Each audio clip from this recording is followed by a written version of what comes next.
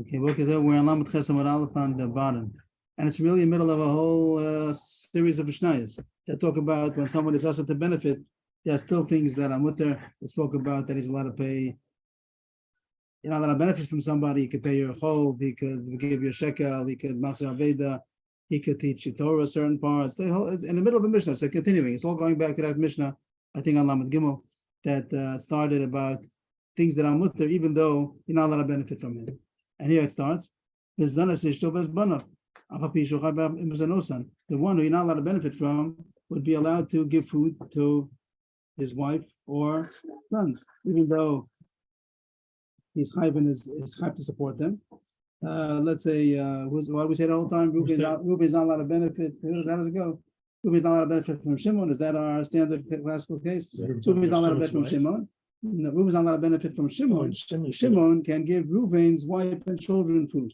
Mm-hmm. So you could say so. The chayiv is Reuben, right? Right. Reuben's chayiv to support. Now he's saving him a bill. So we said many times that Mavriach Hari is not a problem. Mavriach Hari means that he's just taking away potential loss. That he would, if you don't pay them, I'm going to have to feed them. So that's the only Mavriach Hari that's not considered a benefit. The Meforshim say you could say the Mishnah is even going to Rabbanan that he does have to pay him back. That the claim that if somebody supports Reuben, if Shimon supports Reuben's wife, Reuben could demand it back from him. But the case could be talking about that that's not the case. The case is just that he wants to help them, but not that he plans on demanding any money. So Reuben is not Shimon is not lending Reuben any money. Means the issue of going to Rabbanan is that even though besides the potential loss, he's lending you money because you have to support them, and he has a right to he's going to demand back from you the money. But if he's not, he's just supporting the wife. He has no issue of demanding money back from you, so it's not a loan. So you can say pshat according to the Rabbanan also. The simple pshat is very easy that it's not worth any money because it's just called Mavriach Hari. Even if you would have to pay it back, but it's Mavriach Hari because it's just avoiding a potential loss. So again, Reuben is not allowed to benefit from Shimon. Shimon would be able to support Reuben's wife and children, even though he's chayv to support them. It's just avoiding a loss. But he cannot give food to Reuben's animals because Reuben is gaining not only a potential loss that he'd have to pay for the animal food, but he's actually giving him more than parnasa. He's giving him meat. Because when you give animals food, so they have meat and they can check the animals and it's food. So you're giving him meat. So Reuben would not be allowed to get from Shimon the meat that he's putting onto his animals. Meat of the animal? The meat of the animal. You check the animal. Why not just say the food he would have to pay? That's only Mavriach Hari. If it's only going to be that you're saving him a potential loss that he'd have to pay for his animals, he'd have to take out money from his pocket. That would only be Mavriach Hari, take away potential loss. That's not a reason to be able to be called nana. But here he's giving him meat. He's giving him something. He's giving him a piece of steak. Because making your cow fatter is considered giving him meat. So it's not just, I'm taking away your potential loss, you have to buy food for him. I'm giving you meat. But here it says not only a kosher animal, even a non-kosher animal. Bein Tmei, Bein Torah. So that's the question. A horse and a donkey, are you giving him meat?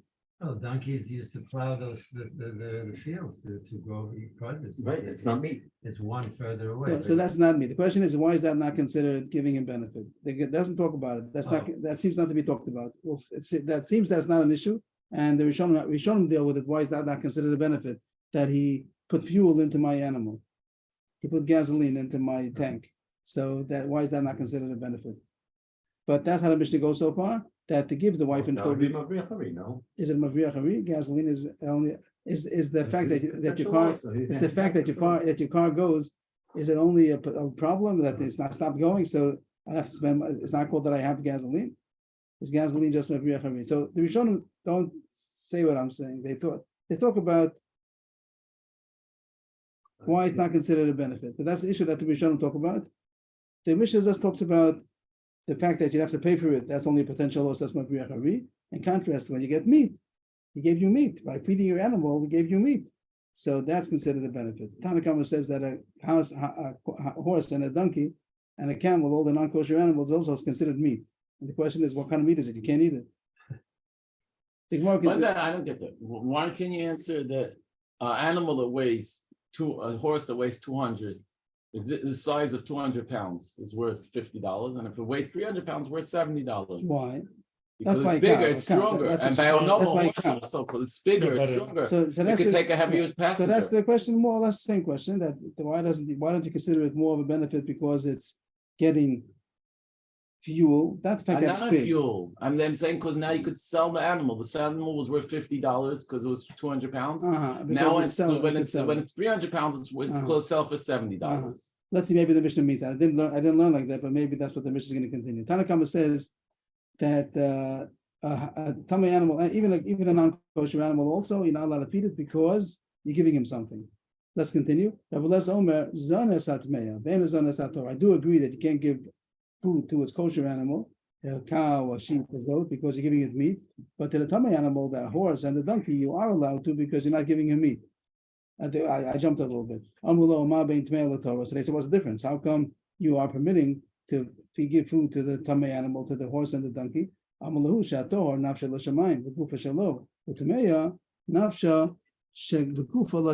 I don't understand the terminology exactly why it's called Lashamayim. The point is to say that the kosher animal, you have the body, you have the meat. That's called gufo. Gufo, Hashem, you have the gufo shalo. The animal itself, the fact that it's alive, that's not my business. The fact that it's living, that's not the issue. That's not me. That's it's living. But the goof is mine. The point of the words, how he fit into the words, I don't know exactly. But by the kosher animal, the goof is mine. The meat is mine. But by the tummy animal, the meat is nothing. It's only the fact that it's a living being, and it doesn't help me. Of course, it helps me that it plows and I can ride on it and all those things. But I don't have the meat. So they said, just to finish off the Mishnah, even by the horse and donkey, also, I do have something from the body. If he wants, he can sell it to a guy, or he could give it to the dogs to eat. The dogs do eat. So it is worth meat.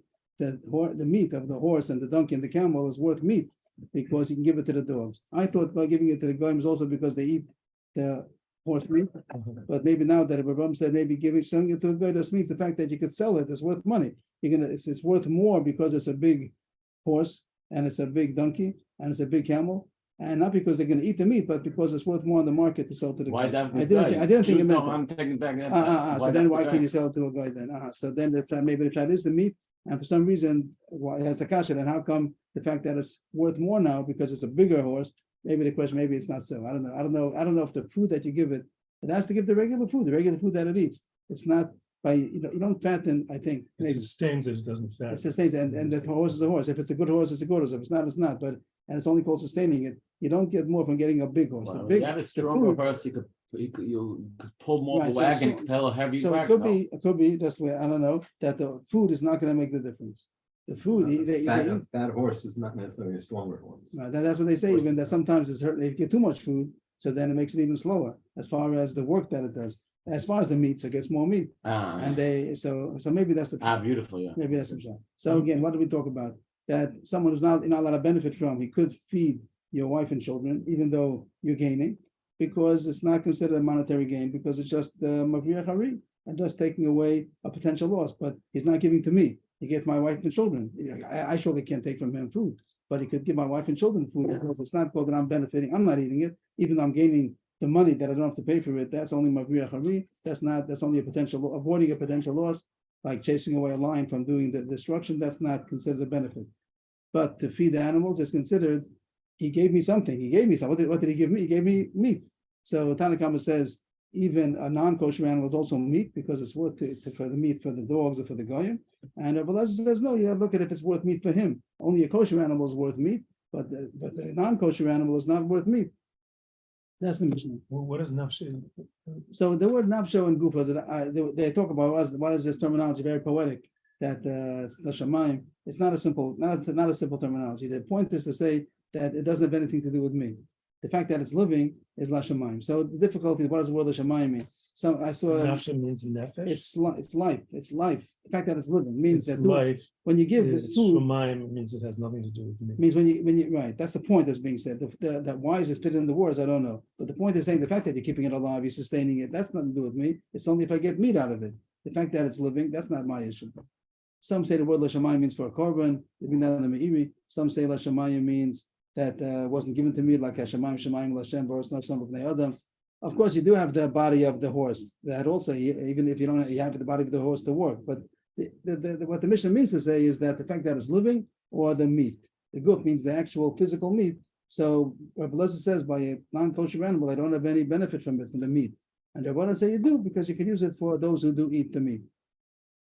Oh, nice, beautiful Mishnah. The Gemara continues. That was his statement. If somebody's not allowed to benefit, you're allowed to marry to him his daughter. You're not to marry your daughter. So the words, the regular translation of these words would mean, if Reuven is not allowed to benefit from Shimon, Shimon could give Reuven his daughter. Means that Reuven could be the chassan to Shimon's daughter. Even though Reuven is not allowed to benefit from Shimon, so you might think, I got your daughter, you gave me one. Shimon can still be his father-in-law. Right. It's not considered a benefit. The fact that he married off, that I got his daughter. That's what the words usually would mean. I think the more is going to come out. That's what it means. But the words could be read. The words could be read differently also. Mm-hmm. You could read it that the one who is not allowed to benefit is allowed to give his daughter. You could say that Reuben is not allowed to benefit from Shimon. Reuben was allowed to give his daughter to Shimon. Means the words alone you could read both ways. Till now we've had the words meaning the first way, that the Reuben is not allowed to benefit from Shimon. Shimon is allowed to give Reuben his daughter. But the Gemara is going to say both possibilities to try to figure out the statement of Rav Huna. Havi bar Rav Zera. Rav Zera asked. The word Havi is to ask. Havi bar Rav Zera. Rav Zera asked, what do you mean to say? What are we saying? That the words mean that Reuben is not allowed to benefit from Shimon. Reuben is the one who's marrying. Reuben's marrying Shimon's daughter. Aviyakala is Shimon. Shimon is Aviyakala. They were also on the Chassan, Reuben. Means that means that Reuben is the one who's not allowed to benefit, and Shimon is allowed to give him his daughter. So is that true? Is that not called that Reuben is benefiting from Shimon to marry his daughter? He has it's worth a lot of money to have a wife. So it seems that the Gemara is defining everything, translating everything into money. The fact that we said the Kasha many times, I don't know the answer, that not everything do we define as a benefit, I don't know why. The fact that I got a wife, that's not considered a benefit. You're only going to talk about the fact how much money is it worth. So a wife, besides being a wife, everything a wife's supposed to be, it also includes the house chores and she's doing laundry and cooking, all those things. And a person who has a wife doesn't have to buy a shifra, doesn't have to buy a maidservant to take care. So is that not worth money? So when the father gives his daughter to this Reuben, is he not, when Shimon gives his daughter to Reuben, is Reuben not benefiting that he got all of these services which are worth money? So how could it be that Reuben would be allowed to marry Shimon's daughter? What's this? What That seems like a reach of what? It seems like it's just getting rid of a problem. No, he gave him something which is worth money. He gave him a he gave him a shifra. He gave him a. Oh, he's marrying the daughter. Reuben is marrying Shimon's daughter. Reuben is not allowed to benefit from Shimon, and Shimon is giving him The replacement of a shift. right. It's not only that you don't have to pay. I'm giving you the benefit. Uh-huh.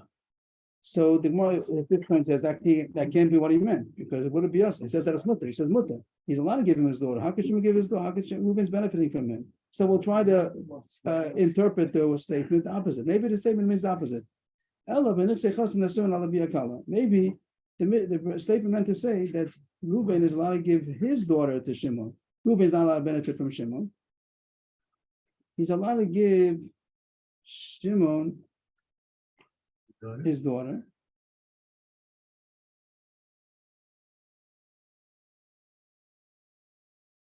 And what? And it's not considered. Reuben is not allowed to benefit from Shimon. No, now we're saying the other way. Now we're saying that Shimon is not allowed to benefit from Reuben. My father-in-law doesn't benefit. Right. That's the question now. Is the how do words read again?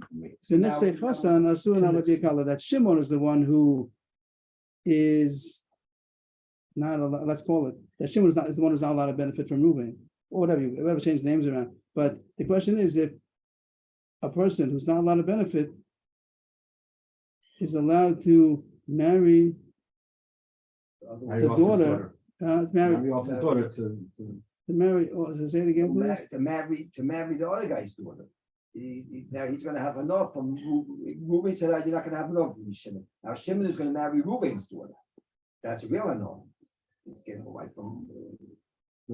Again, No, the other way around. till now we spoke Not about, getting annoyed. till now we spoke about that, the one who's not allowed to benefit, Shimon. is he allowed to marry? The question is, does the father-in-law get any benefit from his son-in-law? Does he get monetary benefit from his son-in-law? That's what's happening. Was that not the first case? Yeah, that was the first case. The first case was that, the one who is not allowed to benefit. is the one- Shimon. Hold on, Reuben is one who's not allowed to benefit. Reuben is the mother runner. Right. He's not allowed to benefit from, Shimon. is that what I said? Maybe I'm That's saying, how it I don't always- know my wording. Reuben is not allowed to benefit from Shimon, And Shimon. and he'd he wouldn't be allowed to take Shimon's daughter, because Shimon, he's not allowed to benefit from Shimon, because he's getting a benefit. Shimon is benefiting him, he's giving him his daughter. Now we'll do the opposite case. Reuben is not allowed to benefit from Shimon, But he can give Shimon his daughter. He can give, Reuven can give his daughter. Shimon can marry Reuven's daughter. Reuben is the one who's not allowed to benefit, Yeah. Right, it was not on the- and what are we saying is mutter to be His married? daughter can Shimon marry Shimon. off his daughter to Shimon. I'm sorry that I'm not here today. Reuven is not allowed to benefit From Shimon. from Shimon, He's giving, and Reuben is giving his daughter to Shimon not to marry. That benefit that he's giving his daughter. The benefit is that he got rid of his daughter. Right. does somebody benefit from getting a Getting a son-in-law. son-in-law? Of course, the benefit is that now instead of him have to buy his daughter meals, the son-in-law buys his daughter meals. Oh, that's what the Gemara is going to say. Ella b'nechsei chasen asuin ala v'yakala, and it's saying that it's mutter. Is that a chiddush? Gedolah mizamur. It's a much bigger chiddush. Zanis ishto bezbana b'afishu chai b'am zanosan. The Mishnah says that someone's allowed to support. The person who's not allowed to benefit is allowed to get his wife supported, or his daughter supported, his son supported, and nothing to do with marriage. Even if he wouldn't marry him, he'd be allowed to support. If the whole benefit that the father's getting is that his daughter's getting supported, that's not about marrying. That he'd be allowed to give the daughter support even if he wouldn't have married her. So is that called a benefit? You're saying that there's a chiddush that he's allowed to marry his daughter to Reuben. It's not considered that he's getting a benefit. It wouldn't be considered a benefit if they were the feeding that the chassan is going to feed his daughter is not considered a benefit. So that's the most difficulty with Rav Huna's statement. So the Gemara goes back to the original example. L'olam b'shenesi abikal asum ala chassan. Ubavito bogeres umidaita. You're right that the first kasha was that he wouldn't be allowed to. If anyone can help me, I'm not. What was the first case? That the one who's not allowed to benefit He's getting a shifta. is getting a shifta. The answer is you're right. You're not allowed to do that. You can't marry your daughter to somebody that's not allowed to benefit from you. The case is that she's already 12 and a half and she's on her own. So it's not you who's giving her over. She's on her own. She's 12 and a half. She makes her own decision. Till 12 and a half, the father's marrying her off. But after 12 and a half, she's marrying herself off. She has to agree. So that's not considered that the father is giving benefit. That's a chiddush. So what's the chiddush? So the Rishonim say that still the father's the one, the man, she's 12 and a half years old. The father's the one who's doing everything and asking her, you want to marry him? You know, he's the one Still who's allowed to, even though he's he can't facilitating it. He's a catalyst. That's not a problem because the Maisi need her consent. She's the one who's doing everything. So you don't look at the father's out of the picture. Where So- did you see that in the words of the Leolam? The whole in the original case, Which is that Reuven is gonna marry Shimon's daughter. Shimon's gonna give his daughter to and he's Reuven. not allowed to Reuven benefit said, from "I'm not allowed Shimon. And Shimon, you gave me a shifra. Yeah, The Bito Pogara, somebody died. It's talking about that Oh, I Shimon's see. daughter is already 12 and a half, and you need her consent already. And it's not considered that Shimon is giving. We learned the Bryce, Amudu Anam Chavero, Asul Hasilo Bito, Amusio, Bito Pogara, somebody died. The mama says this thing that if someone is also to benefit, so you're not allowed to give him your daughter if she's less than 12 and a half. But you could give her the daughter if she's already 12 and a half and she agrees. So We got the halacha Right. that both of them, that if he's the case that's usher Right. is that you can't marry give your daughter in marriage to somebody who's usher to benefit from you because you're benefiting. Right. But that's only if she's less than a Bulgarian. But if she's a Bulgarian, she's on her own. And the other way, surely is mother. What's the other way? When he got rid of his daughter, Reuben got rid of his daughter and married her off to Shimon. So that's not considered a benefit, even though he gained that his daughter's getting support. And she's not to get support. That wouldn't be considered a benefit. End of story. Only if she was of age. No, the other way. No, the other way. The other way. Oh, You could to get somebody's daughter as a wife Right. is considered a benefit. so to give away your daughter is not considered. Right, but the one who's getting the one whose daughter is getting married is not considered I'm benefiting. I'm not benefiting the fact that my daughter got married because she's getting supported. That's not considered that I got a benefit. Anybody can support. Look, Gemara, Amar Rabbi Yaakov, Amad ben Ol Talmud Torah. If someone was Mad ben Ol Talmud Torah, so the words sound like he asked his son to benefit the Talmud Torah because of Talmud Torah. So they say the pshat will be that the son is not learning. Yeah, the case over there, he's not learning Torah. So he didn't want his son to benefit from him. If you're not learning, you can't benefit from it. There's an opposite pshat, if you want, that the father wanted to make sure that his son is going to learn. And the father has all kinds of businesses that he always calls his son to help him. So the father said, that's it. I'm not calling you to learn, to help you in the business anymore. I'm asking myself to benefit from you. In order you should be able to learn. Two different pshat, one sounds very noble, one sounds maybe very What was strict. the first one? I didn't. That get the first one. he asked his son to benefit from him Lit Talmud Torah. because of Talmud Torah. In order that because of Talmud Torah, because the son is not learning, the kid is running around, not so the father says you can't benefit from him. I'm mastering my estate on you. You're on your own. If The you Talmud learn, Torah would be like a Tanai then? because of Talmud Torah, because of the And because of Talmud. if he would be during Talmud Torah. Then he wouldn't. Yeah. You also me because you're not learning. Uh-huh. Something like that. So the point is, either pshat is going to be the same thing. That they're still the intention of this nether was serious kinds of unknown. Like you can't. The father says, "I'm not going to benefit from you to come to the store to help out," things like that. But you can do small chores. That's not considered. That wasn't what he meant. He just meant big things. Or the father says, "You're not going to benefit from me." So you're not going to. You're not going to benefit from me. The father still could do small things for the son. It doesn't mean that's all he meant, and therefore to fill up a barrel of water to light fire. These are what Uh-huh. maybe it's a cut and also to make a small fish or something, or some make a lunch or something. That's not the point. The point is that you're not allowed to have big enough. So either whatever pshat would be, either the father asked himself to benefit from the son can still do these things for him, or the father asked his son to benefit from him. The father, there we go. The father answered. The first case was from the son, so the son could do for him, or the son of father answered himself. To work in the stores. Right. So how big is a big thing? Like more of a full-time job. A significant service, but not these small things that people do in the house.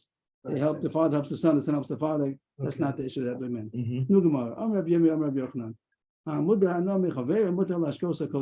Even if somebody's also to benefit, Reuben's also to benefit from Shimon can give him a kosher shalom.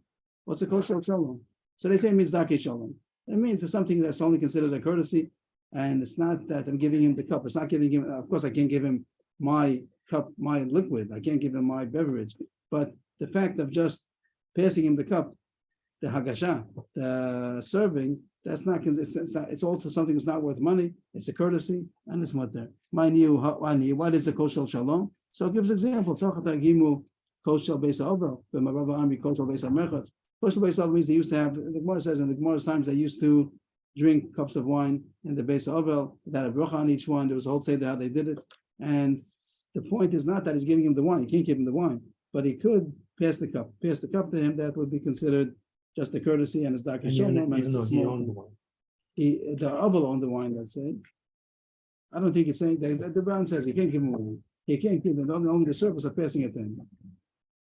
And in Eretz Yisrael, they said kosher beis merchas. Someone would come out of the beis merchas out of the schwitz. He needed a cup to drink, and they would give him. It would be derech eretz to give somebody comes out of the merchas and he's falling apart from the schwitz. You give him a cup to drink. That's not also not. You're not giving him your own water.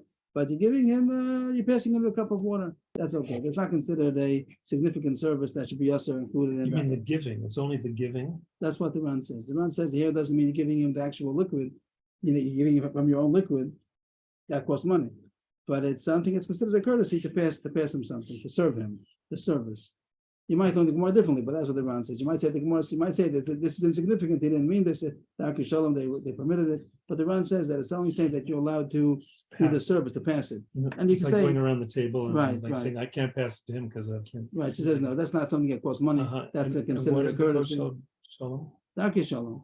Kosher, Dr. Is Shalom. it at a meal? Or what is it? So we'll say, you say another example that by us Kosher also. bracha, I understand. No, kosher it doesn't mean that. It doesn't mean that. Kosher shalom. We're going to say in our day and age that if somebody asks you by the table, could you please pass that to me? So even though you're not allowed to benefit, there's not allowed to benefit from you. That's not considered a benefit. That's not something that you would hire somebody to serve, just to pass down things. If it would be something to go to the kitchen and prepare something for me, or to give me a cup of water, you don't tell somebody, please go to that. You get a waiter for that. That's something that's cost money. But just to pay something, it's not considered I see. a thing which is called hana. It says in the Mishnah we had the machlokas about kosher animal and non-kosher animals are considered fattening the animal. That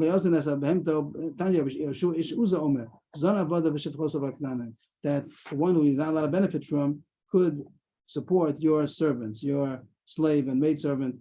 And the answer is going to be because the meat is not the point, right? There's no meat. You don't care about the meat. You can't give food to his animals because you're fattening them, as the Chachamim say, that are giving him meat, kosher meat, non-kosher meat, but somebody eats it. My timer. So that's the answer. The behem is made to fatten. Means the meat is worth, you're giving him meat. But the eved and the shifcha, they're not made for meat. So that's what the idea of the Gemara is. What the word means exactly. Man charus is a fancy word, and everyone says different shot like me. The idea is to say that for service. The eved and the shifcha for service, you don't care how fat he is. The meat, if there's more meat is not the point. So that's why everyone knows that you'd be allowed to support them, because again, if you say that it's just the money that he's saving, that's only a potential loss. That's not something that's considered hana.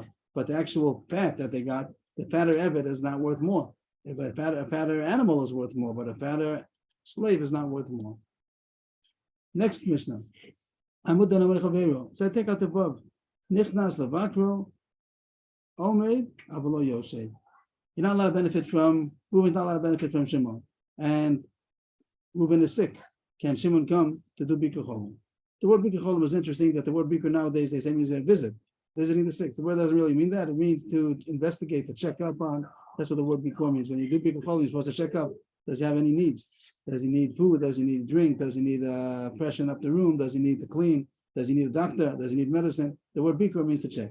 So here it says that the Shimon, who you're not allowed to benefit from, is allowed to come in and do the Bikur Cholim standing, but he can't do the Bikur Cholim sitting. What's the difference if he's standing or sitting? So let's see the Gemara. I think it's going to mean that he's allowed, if the Shimon is a doctor, Reuben's allowed to benefit from him, but not if he's a veterinarian. If it's refuah's moment, if it's going to be something to heal your animals, that's us. I think that's what the Gemara is going to say when we get to it, but we're not going to have that today. So that's the beginning of the Mishnah, that Reuben, who's not allowed to benefit from Shimon could come to do Bikur Cholim standing, but not Bikur Cholim sitting. What's the difference Bikur Cholim standing or sitting? That's the Gemara on the top. First of all, the Mishnah can be read two ways, that the sick man is the one who's not allowed to benefit, or the visitor is the one who's not allowed to benefit. You can read the Mishnah both ways. And the Gemara doesn't understand. If the sick man is not allowed to benefit from the visitor, Afilu Yoshev Nami.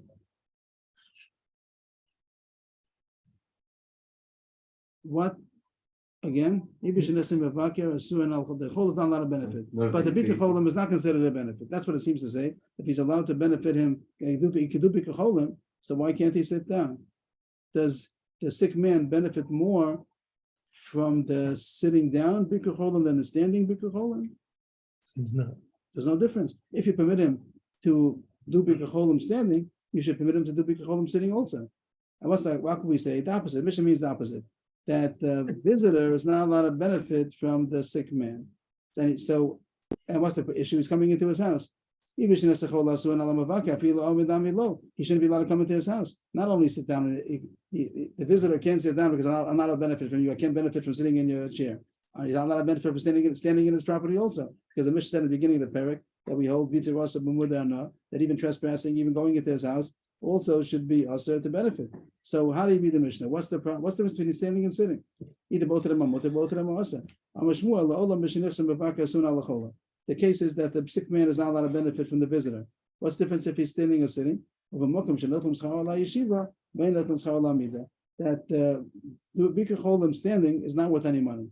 You don't pay for it, but you do pay for Bikur Cholim sitting. What does all that mean? What kind of thing is that? My pascha, why should it be like that? A place would have such a custom that they take money, they charge money for sitting Bikur Cholim, but not for standing Bikur Cholim. How come Ashmalan? It's very similar to the pattern of the Gemara before my learning. How come Ashmalan?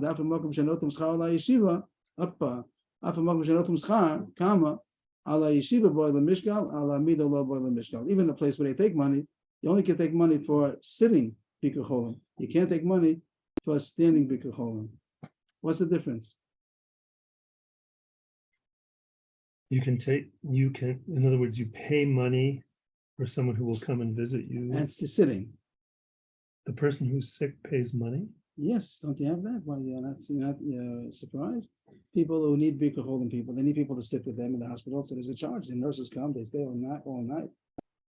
In the house, they need people to stay. So you pay somebody that he should do the service of taking care of the sick.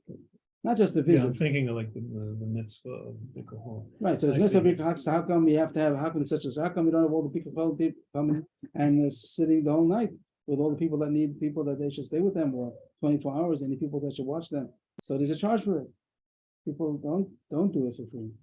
So here it's saying that even if you're taking money, you're only allowed to take money for something that's considered long enough to sit down. But if it's only I see. kind of Bikur Cholim, that happens so much nowadays. That you have all the Bikur Cholim services, they don't charge any money, but they're not going to sit the whole time, and they'll do it. They'll come in. What do you need? And No, I know. My wife was just in the hospital, Mhm, and Yossi Kazuta was there and checked on her. mhm. And did you come just to see her? No. He comes and visits a man, and he gets paid for it because otherwise they don't care. Nobody cares about this man. And he comes and makes sure that that he doesn't get bed sores and things like that. And he checks on him And that doesn't regularly. He take- gets paid for that. And he doesn't sit down. Doesn't sit down about. He comes in, and while he's standing, he does all these things. He does. Well, I don't know if it's a regular job. I don't know how often he's there. No, but the point is that he's not there the amount of time that has to sit down. The point is he Gets paid, so I thought that means he could sit down. Okay. Again, the point is, that's the point, without example. The point is that you can't take money for Bikur Cholim that is just For standing. small temporary. Like when he came to visit your wife, you didn't make a charge because it was just a small thing. Yeah. So that you're not allowed to take money for. You're not allowed to take money for just visiting or even checking up on him. But it's only as long as it takes to stand. It's not Kedei Yeshiva. It's not as long as it takes somebody to sit down. But if it's a kind of a Bikur Cholim that's going to be a long time that you have to sit down, so then you're not allowed to take money for them. And that would be Then you considered are allowed. halal. I'm sorry. Then you are allowed to take money. And that would be considered halal. Right. So anything which is worth money, you're not allowed to benefit. If it's not worth money, then you are allowed to take. So that's what the Mishnah means. And very similar to Talmud Torah, and they always have to translate into money. So Bikur Cholim, which is only as long as you stand, it's not worth money. You're not supposed to charge for it. But Bikur Cholim, which is already a sitting down Bikur Cholim, and he stays there, so then that is something you are allowed to charge money for. That's one teretz.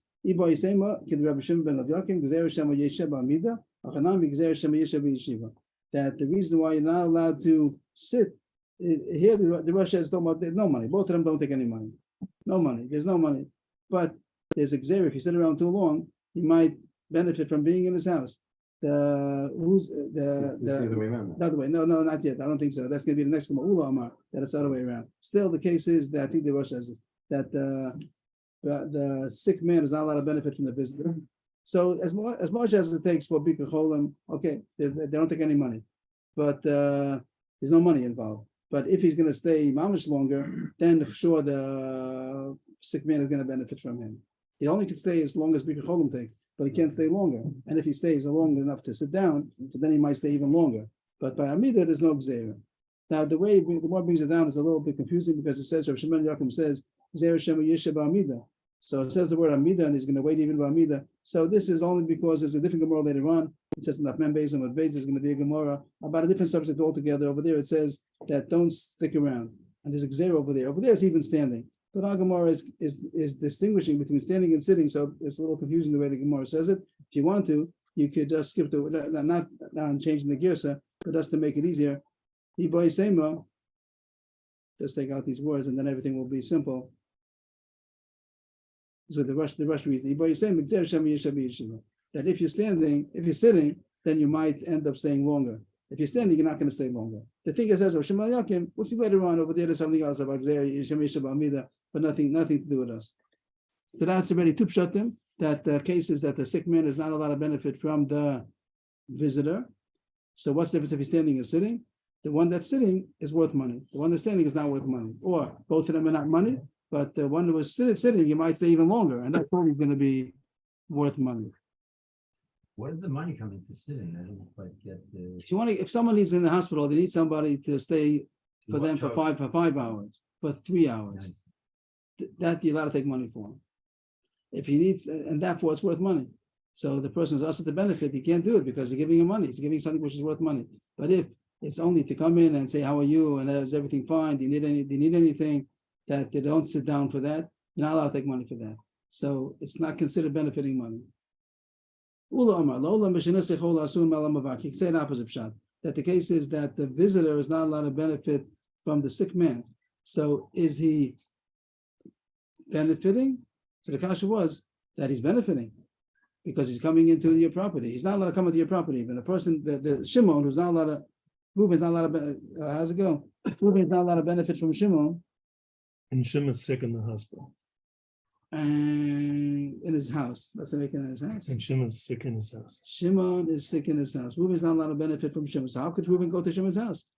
If Reuben is not allowed to benefit from Shimon, he's going into his house. So if he sits on his chair, surely he's benefiting. But even if he's standing, it's also called Vitor, also Brisis HaRegel. He's not allowed to go into Shimon's house. If Reuben is not allowed to benefit from Shimon, he wouldn't be allowed to go into his house. So forget about sitting down to visit him. He's not allowed to even stand up. That was the kasha. The answer is that that's the case, that the visitor is not allowed to benefit from the sick man. But how come he could benefit? How can go into his house?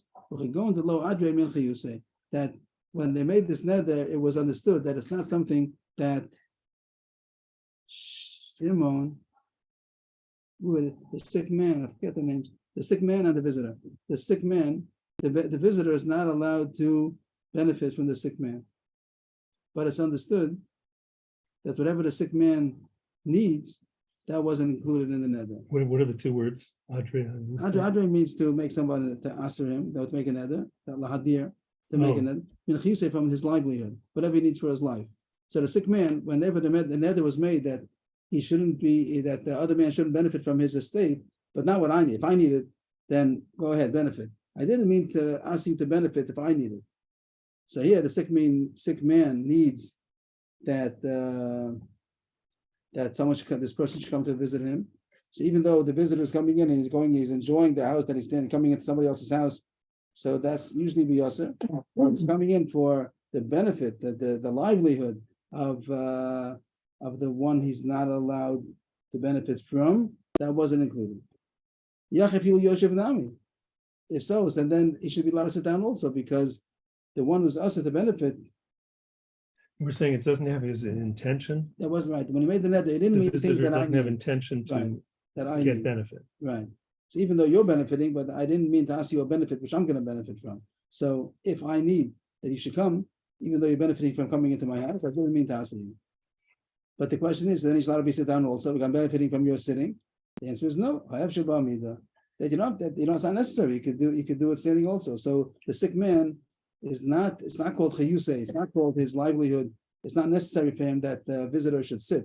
It's necessary that he should come in and stand and see what he needs. But he doesn't need that he should even sit also. So therefore, that's the reason why he's not allowed to sit. So that's another pshat. We have two pshatim from Shmuel and one pshat from Ula. The Gemara has a brisa which seems to be fairish like Ula, Meisvei. It says in the brisa, Chalahu nichas lavakro, Chalu beno sholo b'shuk. The Mishnah said before that there's Mamish's case. Whatever the case is, it says that if he's sick, then the one who's, and then it's mutter to visit, whatever we said, Amida Yeshiva, but we said only Amida, not Yeshiva. But if his son is sick, so then not, then he can't visit. He can't do the Bikur Cholim. But only Shaul B'Shuk, you could ask him how's he doing, but you can't come to do the Bikur Cholim. And the question is, how do you, the Bryce says on the Pashat, usually the Bryce goes on the Mishnah. Whatever the Mishnah is talking about, the Bryce is talking about. So Bishlam Ula, what did the Ula say the case is talking about? That the sick man is not allowed to, the visitor is not allowed to benefit from the sick man. The visitor is not allowed to benefit from the sick man. And what do we say? But whatever the sick man needs was not included in the nether. But No, but the visitor who is not allowed to benefit from the sick man, yes, he's not there to benefit. He's there to, well, coming in, that was the question. he's The there sick- to give. Yes, but the question was coming into his house. Usually wouldn't be allowed. That's what you're saying. You're saying the Gemara, but the Gemara says it in a few stages that the kasha would be that you're not allowed to come into his house. How could you come into his house? The answer is because the sick man needs it. He didn't mean that. Wasn't included. But to sit down, he doesn't need. Fine. Now the Gemara is saying that also makes sense that if he's not sick, his son is sick. So that was included in the nether. He just made, I'm answering whatever, I'm not going to include in my nether anything that I need. But whatever his son needs, that wasn't excluded from the nether. So it makes sense that if Reuven, whatever, I keep on forgetting what the names are, but the one who's not allowed to benefit, the one who's not allowed to benefit, we'll call him Usually we say Reuven. Reuven. Reuven's not allowed to benefit from Shimon. And who's And sick? And Shimon's Reuven, son. and Reuven, Shimon's son Reuven's is not sick. allowed to benefit from Shimon, and Shimon's coming to visit. Right, and he's And coming to Reuven visit is his sick. son. If Reuven is sick, He's then allowed it makes sense that Shimon could come because Reuven didn't mean that. If I'm going to be sick, then I didn't mean he shouldn't come to my house.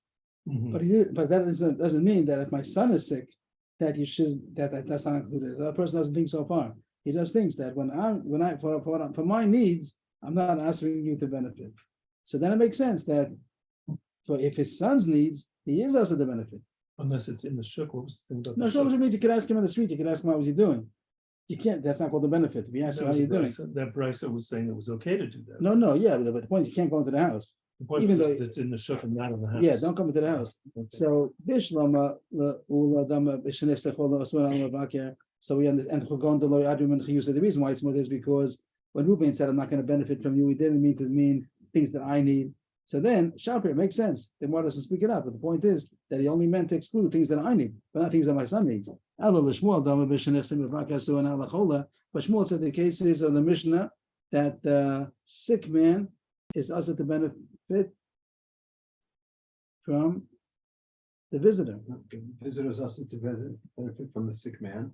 The other way. Shmuel's the one who said the first case. Shmuel. What did Shmuel Shmuel says say? that the case is that the sick man is not allowed to benefit from the visitor. And he said the chiluk that the standing Bikur Cholim was not worth money, the standing Bikur Cholim is worth money.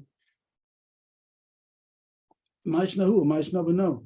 If the sick man is not allowed to benefit from the visitor,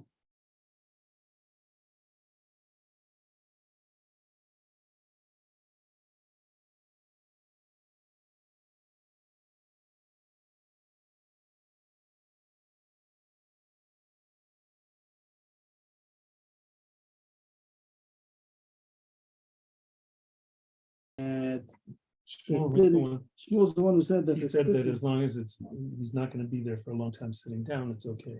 Why? Because that's not worth money. Right. You don't pay for that. That's Right. not worth money. Because it's not worth money. But if it's a Bikur Cholim that sits down, that's worth money, and I'm not allowed to benefit.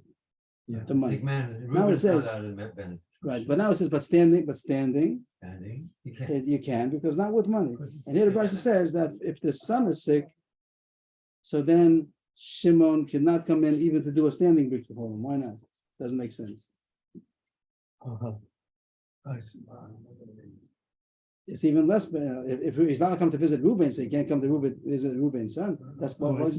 there's no benefit. Ma'ishnahu, that Oh, that's that he would mutter, he'd be allowed, it's mutter if he's standing. right? Oh, And my I should know it's that it's mutter not even even if he's- standing.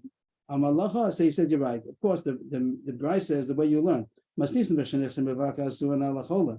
Mishnah is the way I said, that sick man is also the benefit from the visitor. But the Bryce is the way you said. The Bryce is not going on the Mishnah. The Bryce and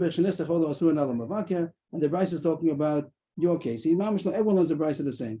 If the visitor is not allowed to benefit from the sick man, so how can he come into his house? So for whatever the sick man needs for himself, that wasn't included in the nether. But if whatever the son needs, that was included in the nether. Means Shmuel says, I agree with you that the Bryce is the way you said, and it's not going in the Mishnah. The Mishnah, I still want to learn that the case of the Mishnah is That the Reuven can't. right. The sick man cannot benefit from the Bryce is like you said, that the visitor cannot benefit, but the Mishnah don't want that the sick man cannot benefit. So my pasuk, why change the Mishnah from the Bryce? Pasuk means why switch it? Right, like Vosepis kind of thing. You know why? Why should he say that the Mishnah is different than the Brisa? Amar Rava Shmuel Masnisen Kishi say my iri the Tani Omed Level Yoshe. Now we know the Nechsim Bavakar Sun Alachola. That if Shmuel says that the Mishnah says the difference between standing and sitting, that difference only makes sense. My pshat that the sick man is not allowed to benefit. So then he can say the difference if he's benefiting a bika cholim which is worth money or a bika cholim which is not worth money. But according to your pshat, that the visitor is not allowed to benefit, and he's saying what's the difference between standing and sitting? If I need it, I need it.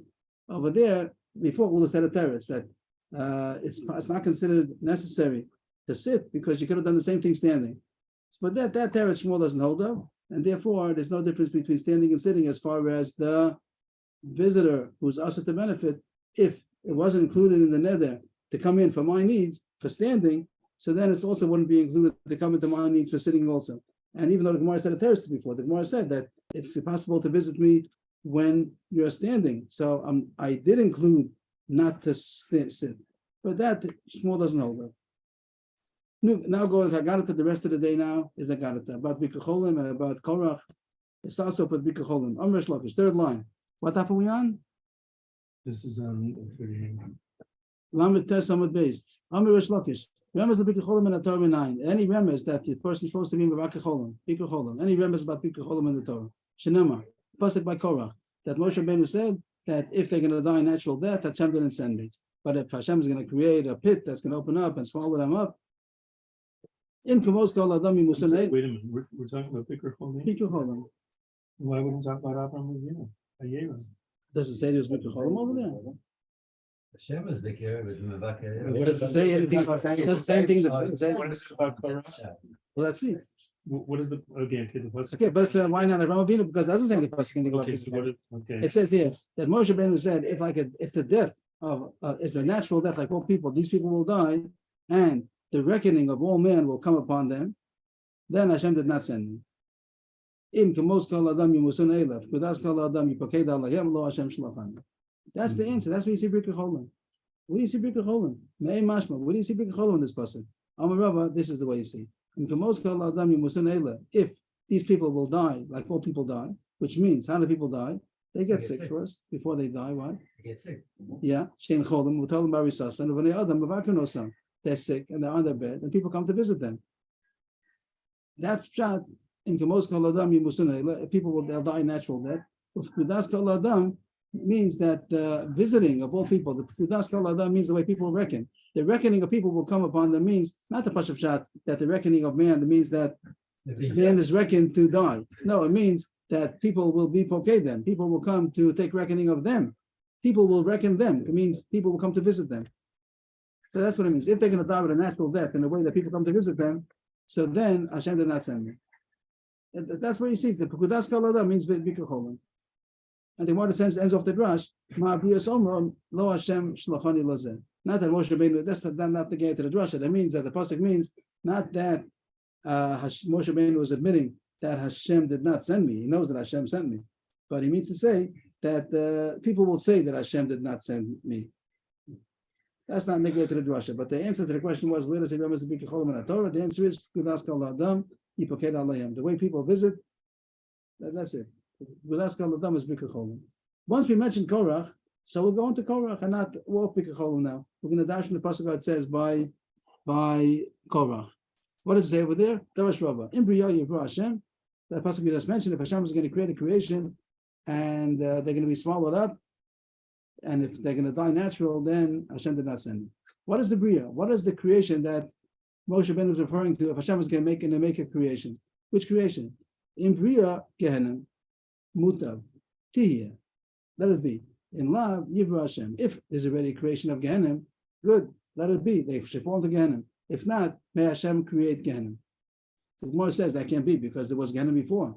Any, could he say that Moshe Rabbeinu was saying if there was not a Gehenim yet, there should be?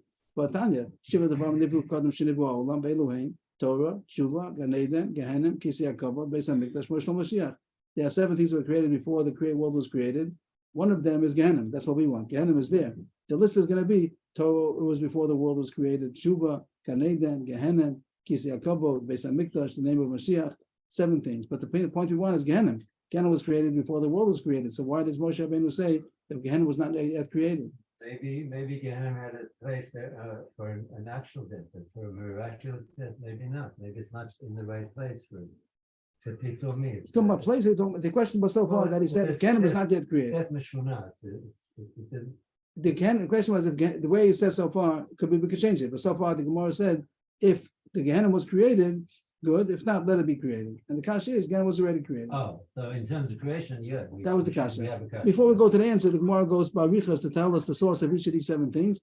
This is like in parentheses, the middle of the parentheses. Torah d'chsiv Hashem kanani reishis darko. Over there, the Torah is talking, and it says Hashem acquired me the beginning of His reishis. Means the beginning before everything else. Reishis darko, the beginning of Hashem's path. He made the Torah. So you see, Torah is before the world. Shuva d'chsiv b'terem d'hem yiladu. But the whole that we just had the pasuk in Tehillim before the mountains were born, and you made the you crush, you turn, you made the Tashev means that you turn man to a crushed state. But Tomer Shuvu b'nei Adam, because look at the end of the pasuk, Tomer Shuvu b'nei Adam. That's Shuva, and it says that's before the world was created. Gan Eden is before the world was created.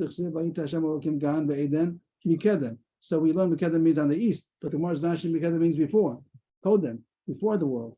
Yehanim, small Taftei. A pasuk again, Yeshaya says that Taftei is already set up from yesterday. What's Taftei? Taftei is Gehanim. Another name for Gehanim is Taftei. And that's a pasuk over there. That's Pashprat they learn over there.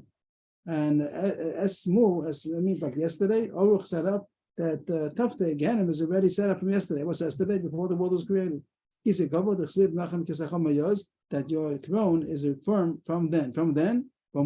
From then. From then means from always. Before the world. The Beis Hamikdash is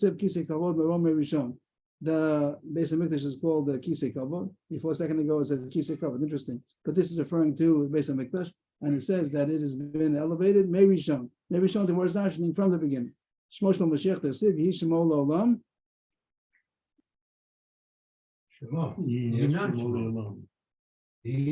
What's the end of the pasuk? Something with the shemesh, Yinon Shemo. Lefnei shemesh, Yinon Shemo. So Lefnei shemesh means before the Sabbath, before someone's created. So we have all 7 things. Excuse me. Yes. Thank you. It says all 7 things were created before the world, and what we want is Gehenna. Gehenna was created before the world. So why does Moshe Rabbeinu say if the Gehenna was not created yet, it should be created? It was created. Not if sure Gehenna is created, but if the mouth of Gehenna is created, let it be created. But if it's not, if it wasn't created yet, it should be created. Again, if the mouth is created, fine. If it wasn't created, so it should be created. The mouth of Gehenna. But the Gemara says that also can be. To make a mouth to Gehenna is also considered a new thing, and it says Hashem doesn't make anything new anymore. He made everything from the beginning. So there was already a mouth to Gehenna. The answer is Achikama. Yacha lo mikra puma la hacha likra. They take out the word. Okay, one of the words hacha, but it says if it's not here, it should be moved to here. Not that he was asking that it should be created. The Gehenna was created, the mouth of Gehenna was created, but if it's not here, it should be moved to here. So to move something is not considered a chiddush tachas hashemesh, only to create it. That's the end of that Gemara. And what did it talk about? It started talking about before we spoke about Bikacholim, Bikudas Kol Adam. But this Agav came in about Korach, that Bria Yivra Hashem is not that if Gehenna was not created, but if the mouth of Gehenna is not close by, Hashem should move it close by, and they should fall into it. Darash Rabbah. We're talking about Korach a little bit. I couldn't get the hay in, but the computer didn't allow me to highlight the hay, but I meant to. It's a pasuk in Habakkuk the sun and the moon stood in the Zvul. Zvul is one of the names of the heavens.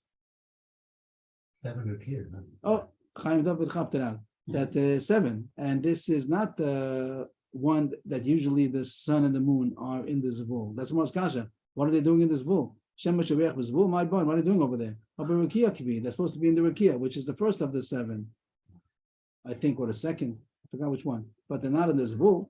So what's the sun and the moon doing in the Zvul?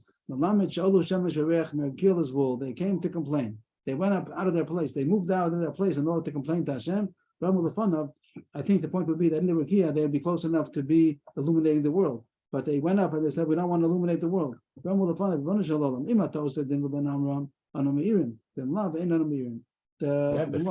Gemara is mentioning that this pasuk in Habakkuk is talking about the story of Korach, and the Mephoshim will say why they think so, why the more understood that the pasuk over there is talking about Korach, and it says that if Hashem, you're not going to take up Moshe Rabbeinu's case against Korach, we're not going to come to illuminate the world. So the question the Rebbe is asking is that do they have Bechira? Question, you do find such Gemaras like this. That it says, let's talk about such things, about Malachim being punished. So there is some kind of a Bechira over there, I don't know, but that's something to talk about. So, at that point, Hashem shot at the moon and the sun arrows and spears, as if to punish them. That they should go out to shine.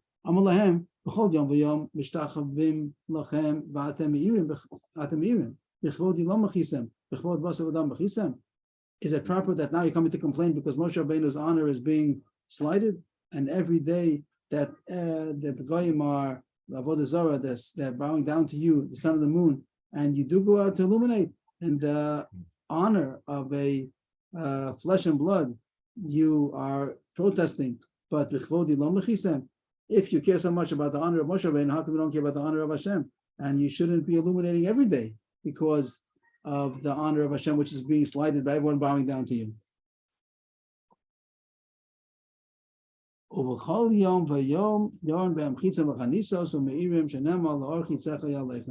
the Rashi over here says that they took the Musar and they don't go out on their own every day either anymore, because what Hashem said, that if they're bowing down to you, so why are you going to illuminate? So every day Hashem forces them to go out with arrows, whatever that means, the arrows and the spears, and that's the end of the pasuk over there in the Habakkuk. They go by the light of your arrows. Means that you have to have arrows on the sun and the moon in order that they should illuminate. And that's Rashi over here. That got it from Rashi. After that story, after that story, that's how it goes into the Gemara. That after the Musa that Hashem told them, so they took the Musa and they talk and say, we're not going to illuminate it. They're serving Avodah Zarah to us. So then Hashem forces them to go out. That's the end of the Gemara, end of today's Gemara. Yeah. Thank you. Thank you. Which side, where it gets wider? Second white line, yeah. Yeshakach,